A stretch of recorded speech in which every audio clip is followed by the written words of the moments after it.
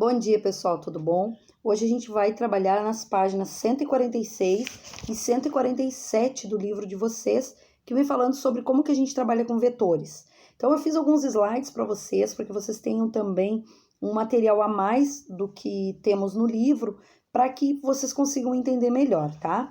Eu falei aqui sobre os vetores, que eles podem ser apresentados em segmentos, em retas, tá? E esses segmentos de reta, ele serve para medir essa grandeza, que ela é apresentada através de massa, velocidade, aceleração, força, energia.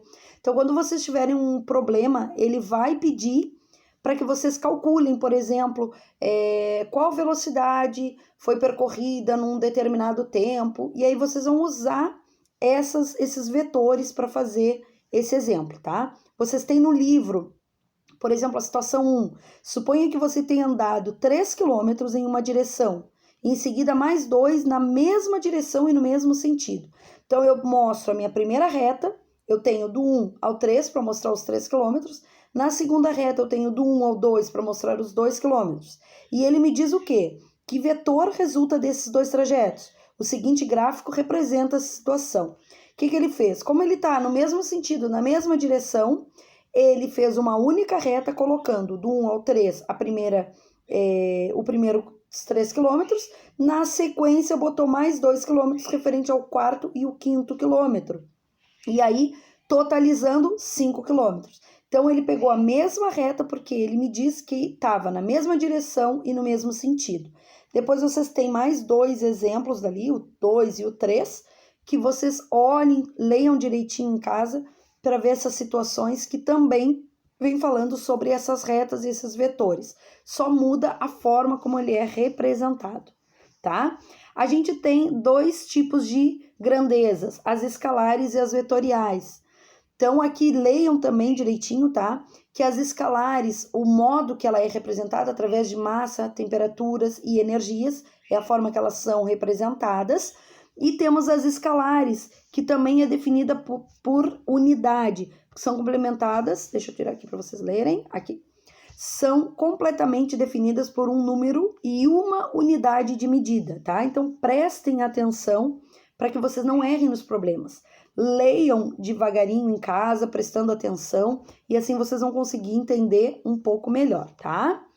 Depois, aqui eu tenho mostrando alguns exemplos dos vetores, especificamente o que é grandeza vetorial, o que é grandeza escalar, para que vocês entendam melhor, tá? Aqui eu tenho os vetores, que mostra indicada por uma única direção, um único sentido.